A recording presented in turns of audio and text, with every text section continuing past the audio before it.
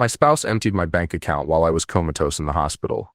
A text message, a single, chilling sentence. I deserve this after everything I've done for you, it stated. My response? A simple thumbs-up emoji. Upon my release the following day, I didn't return home. My name is Robert Miller, 47 years old, and I've spent the last 23 years behind the wheel of a big rig. It wasn't glamorous, but it paid the bills, and afforded my wife Sarah a lifestyle she consistently seemed to undervalue. For several weeks, I'd experienced a persistent tightness in my chest. Just stress, I reassured myself. Just long hours and that awful roadside diner coffee, I rationalized, until the discomfort became unbearable. The agonizing pain intensified somewhere outside of Denver, forcing me to pull over. I contacted emergency services myself. They airlifted me to a medical center in Cheyenne, Wyoming. I deserve this after everything I've done for you. My emergency fund, my vehicle maintenance account, my retirement savings, all gone. I should have felt something. Anger, perhaps. Instead, an overwhelming fatigue consumed me, a weariness that sleep couldn't alleviate. I sent a thumbs-up emoji. Nothing more. When the physician visited, he emphasized the need for rest and stress avoidance, prohibiting driving for at least 8 weeks. He inquired about my transportation arrangements for the next day. I lied, assuring him someone would pick me up. That evening, I contacted my younger brother, Mark. He resided on the opposite side of town. We hadn't spoken in several months, not due to conflict, simply diverging life paths. Need a favor, I said. Name it, he replied, instantly. Need a place to stay for a few days, and I need you to keep it from Sarah. A pause followed. She doesn't know you're alive. Oh, she knows, I clarified. She just doesn't know I'm not coming home. I first met Sarah at a gas station outside of Salt Lake City. She had a flat tire, and I was the one who stopped to assist. Back then, she viewed me as a hero for knowing how to use a car jack. Ironically, what initially impresses often becomes expected over time. We married 6 months later, a swift union, yet not impetuous. I was 31. She was 28, old enough to exercise sound judgment, young enough to harbor belief. She never enjoyed my 3-week absences each month. However, she appreciated the financial security it provided. I called nightly, updating her from whichever state I was traversing. Initially, our conversations lasted an hour. Over the years, they dwindled. 5 minutes of updates, then mere check-ins. In the final couple of years, communication became primarily through text messages. Arrived in Nashville. All good here. In retrospect, there were warning signs. She ceased inquiring about my return home. She began taking trips with friends I'd never met. Yet I trusted her. That's marriage, isn't it? Trust. My brother Mark helped me settle into his guest room. A construction supervisor, locally employed, twice divorced. He understood disappointment. You should eat something, he suggested. I wasn't hungry. I was contemplating the house I'd purchased, the refinancing I'd completed 3 months prior when interest rates plummeted. Sarah claimed she was too busy to attend the signing, so I handled it alone. I placed it solely in my name, my credit score being superior.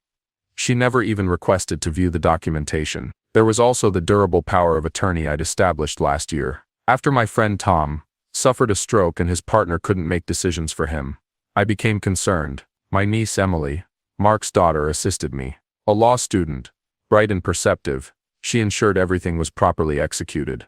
Does Sarah know you're here? Mark asked, handing me a sandwich. No, I replied, and we'll keep it that way for a while. She took everything. I nodded. What are you going to do? I took a bite of the sandwich. It tasted like nothing. I'm going to rest. Doctor's orders. But that night, I didn't sleep. I stared at the ceiling, recalling countless instances where Sarah had seemed distant, checking her phone surreptitiously, changing passwords, shifting funds between accounts for optimal interest rates. I'd been oblivious. No longer. On my 3rd day at Mark's, I received a text from our neighbor George. Haven't seen you around. Everything all right?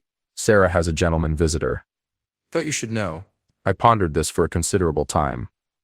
I didn't respond. I simply let it sink in. Later that afternoon, I drove with Mark to the bank. Not our usual branch, but the main downtown office. I requested to speak with a fraud specialist. I presented the text message with the screenshot. I explained my hospitalization, my unconscious state, the unauthorized withdrawals. The woman at the counter maintained a neutral, professional demeanor. But I detected pity in her eyes. Perhaps a touch of anger on my behalf. Mr. Miller, we can initiate a fraud investigation. However, given the joint account nature, and your wife's equal access, it might prove challenging to— I understand, I interrupted. But I'd appreciate the attempt. She nodded, beginning to type on her computer. We'll require hospital records confirming your stay, especially documentation of your unconscious or incapacitated periods. No issue there. And be aware, if this escalates into a criminal matter, law enforcement will become involved. I acknowledged her statement. On our return to Mark's, we stopped for fuel. I remained in the vehicle while Mark pumped gas. Through the windshield, I observed a father and his 2 children purchasing ice cream from a nearby store. Normal life, continuing around me. Need anything? Mark asked. I shook my head. Back at his residence, I made 3 calls. First to my dispatcher, requesting extended medical leave. Second, to the credit union, where I maintained a small business account for my independent contracting work. Third, to a lawyer friend of Mark's. I need to understand my legal standing, I explained. Regarding the house, the accounts, everything. The lawyer, David, agreed to meet the following day. I hung up and opened my laptop. I accessed accounts Sarah was unaware of. I checked the status of investments she'd never inquired about, not because I was concealing anything, but because she'd never shown interest in the mundane aspects of our finances. While doing so, another text arrived, this time from Sarah. Where are you? Your truck isn't at the depot. Did they inform you I visited? I didn't respond. Cameron, this is absurd. You can't just disappear. We need to discuss this. I put down my phone. Mark peeked from the kitchen. She's reaching out, yes. Will you reply? I closed my laptop. Not yet. That night, I strolled around Mark's neighborhood. The sky was clear, stars visible even with the city lights. For the first time since the hospital, my chest didn't ache. Not physically, at least. During that walk, a realization dawned on me. My anger had subsided. I wasn't even hurt. I was simply finished. And with that came clarity. Sarah hadn't merely stolen my money. She'd granted me freedom. A week after my discharge, I finally returned home. Midday, when I knew Sarah would be at her office, I used my key, entering as if returning from another hall. The house felt different. A cologne that wasn't mine. Empty wine bottles in the recycling. 2 wine glasses in the dishwasher. I packed some clothing, important documents, and the small lockbox from the closet containing my birth certificate and passport. As I departed, I noticed our wedding photo was missing from the hallway table. Back at Mark's, I met with David, the lawyer. We sat at the kitchen table, documents spread between us. The housing situation is intriguing, he commented, reviewing the refinancing papers. Since you refinanced solely in your name with that medical clause, and given your recent cardiac event, you have a strong claim to sole ownership. What about the money she took? David frowned. That's more complex. Joint accounts usually imply joint ownership. However, he tapped the bank statements. The fact that she withdrew everything while you were medically incapacitated could constitute financial exploitation of a vulnerable adult, especially with documentation indicating these were primarily your earnings. I nodded. And if I pursue a divorce, Wyoming is a community property state. Considering the circumstances, I believe we can build a compelling case favorable to you. He gathered the papers. I'll draft initial documents. In the meantime, avoid contact with her. Don't respond if she reaches out. All communication through me. The next day, Sarah appeared at Mark's house. I was alone. Mark was at work. I heard her car arrive but didn't look out the window. The doorbell rang 3 times before she began knocking. I know you're there, Robert. Your truck is parked down the street. Her voice was muffled through the door. You can't just hide. We need to talk about this. I remained perfectly still in the living room, like a child playing hide and seek. The knocking eventually ceased.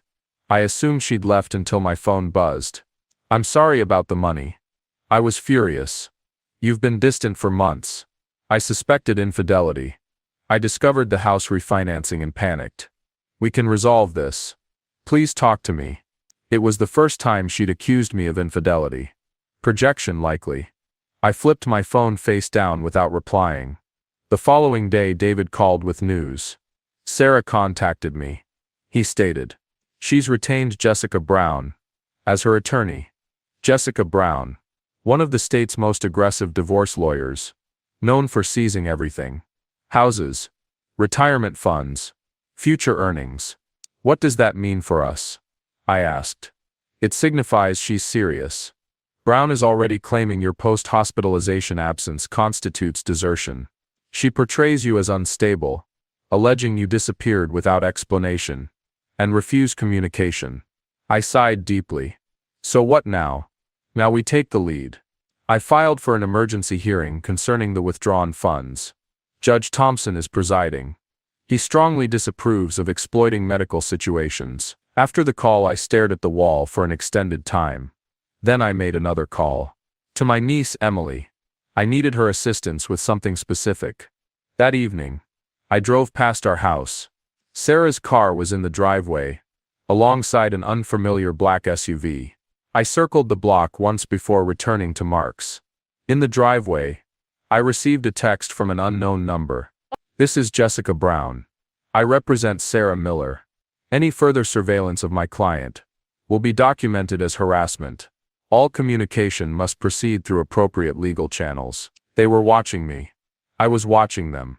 And now, the gloves were off. 2 weeks after my initial meeting with David, our court date arrived. An emergency hearing regarding the withdrawn funds. Sarah was present with Jessica Brown, both impeccably dressed. I wore my only tie, the one I kept in my truck for unexpected funerals on the road. Judge Thompson, an older man with white hair and glasses perched on his nose, reviewed the filings impassively, occasionally glancing at Sarah, then at me. Ms. Brown, he finally said, your client withdrew all funds from the joint accounts, while Mr. Miller was hospitalized for a life-threatening cardiac event. Is that accurate? Brown stood. Your Honor, my client had every right to access those joint funds. Moreover, Mr. Miller recently refinanced their marital home solely in his name without Mrs. Giroux Miller's knowledge, which we argue was the initial act of financial deception. The judge removed his glasses.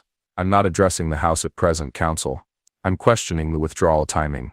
Was your client aware of Mr. Miller's hospitalization when she took the money? Sarah leaned over, whispering to Brown. Brown cleared her throat. Yes, Your Honor. But my client was under immense emotional distress, believing her marriage was ending. She acted to protect herself financially.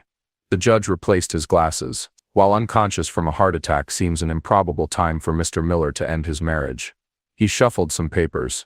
I'm ordering the funds frozen pending further proceedings. Neither party may access these funds until ownership is resolved in the divorce settlement. It wasn't a complete victory, but it prevented Sarah from further spending. As we exited the courtroom, Sarah attempted to approach me. Brown restrained her, but not before Sarah said, Robert, please. There's much you don't understand. I walked past without looking at her. Outside, David was pleased. This is merely the beginning. Now we commence discovery. Discovery where all the cards are revealed. Where did this originate? I asked. Your niece discovered it. Sarah's internship at the downtown credit union provided some insights. This account was opened 15 months ago. Regular deposits, consistently just under $10,000, below the reporting threshold. A classic method of concealing funds. There's more, David continued. The deposits align with your long-haul schedule. When you're absent, money arrives. I leaned back. She's been planning this for a year and a half? David shook his head. I don't believe she intended to leave you, Robert. I suspect she was preparing in case you left her. Why would I leave her? I worked tirelessly to provide for us. That's when David presented another document. A credit card statement with a hotel charge from a location in St. Louis. The date, 3 months ago. I was in Chicago that week. The reservation was under the name George Peterson. George, our neighbor. The one who texted me about the visitor at our house. David's expression was grim. We believe George has been involved with Sarah for some time. He created a false trail to arouse your suspicion while they were together. The betrayal wasn't solely Sarah's. It was orchestrated, planned. George feigning concern while sleeping with my wife. Sarah depleting our accounts while I fought for my life. I stood. What's our next step? David smiled for the first time that day. That's your decision. But if I were in your shoes, I'd ensure they both regret ever thinking they could escape this. Document everything. Gather evidence of Sarah and George's relationship. Prove the financial deception. My niece, Emily, was invaluable. Her position at the credit union gave us insights into financial patterns we wouldn't have otherwise noticed. Nothing illicit, simply connecting dots already visible. The account has another authorized user, she informed me one evening. Not a joint owner, but an authorized user. George? I guessed. She nodded. And there's more. They've begun moving money, smaller amounts to different accounts. They know we're onto them. I gazed out the window. They're liquidating. Preparing to flee. That night, I called David. We need to act faster.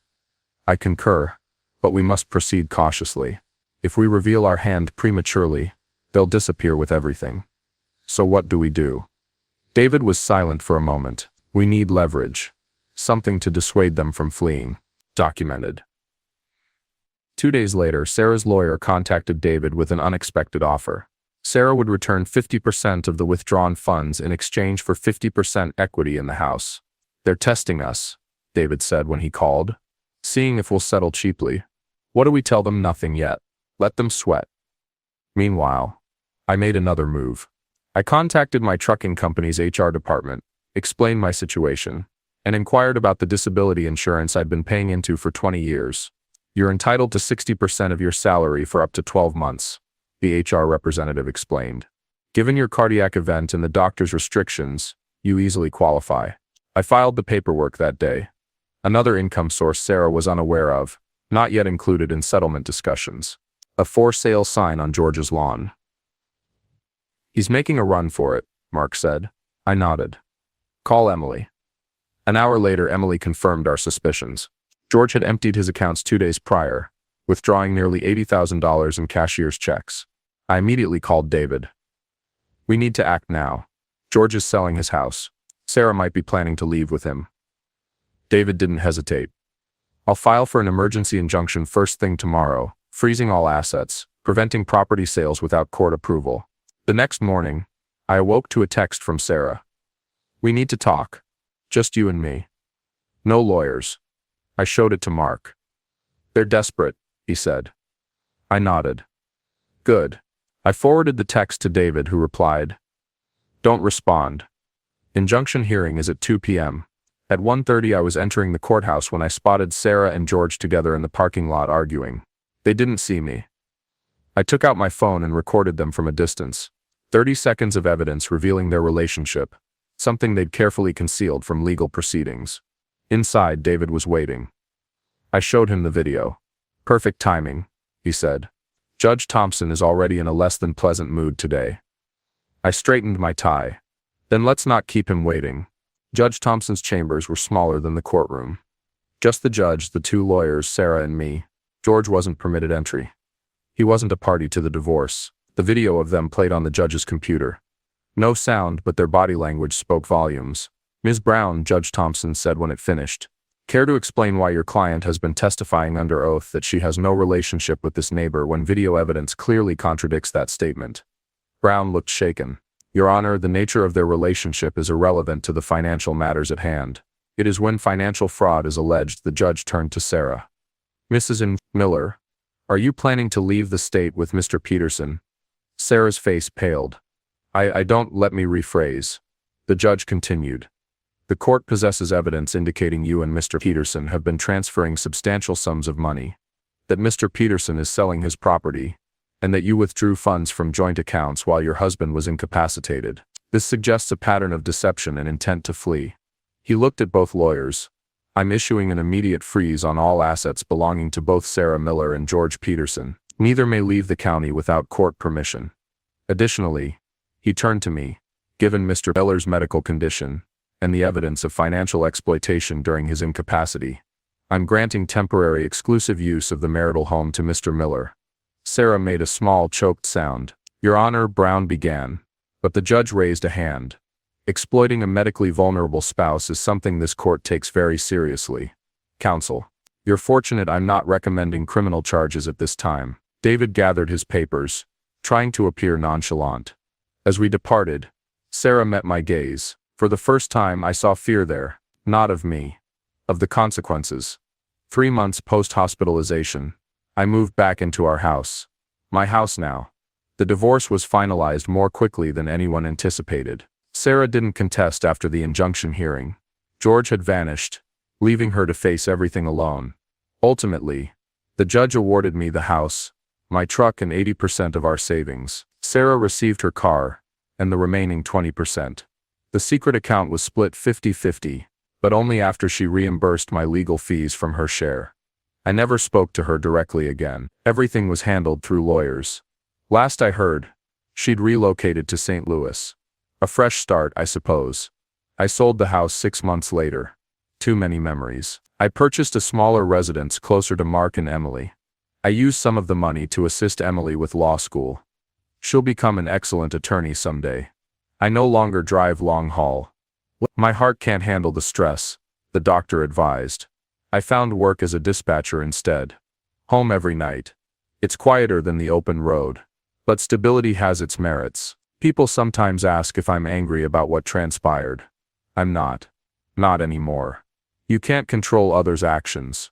Only your response. Sarah believed she was taking everything from me that day in the hospital. Instead, she compelled me to fight for myself in a way I never had before. Last week, I was sorting through old boxes and discovered our wedding album. I considered discarding it, but didn't. I simply returned it to the box. It's now part of my story. Not the conclusion, just a chapter. The heart attack nearly killed me. The betrayal nearly broke me. But I'm still here. Changed. Perhaps. Stronger. Definitely. Some lessons are learned the hard way. Some individuals are lost for good reason. And sometimes the life you rebuild is superior to the one you lost.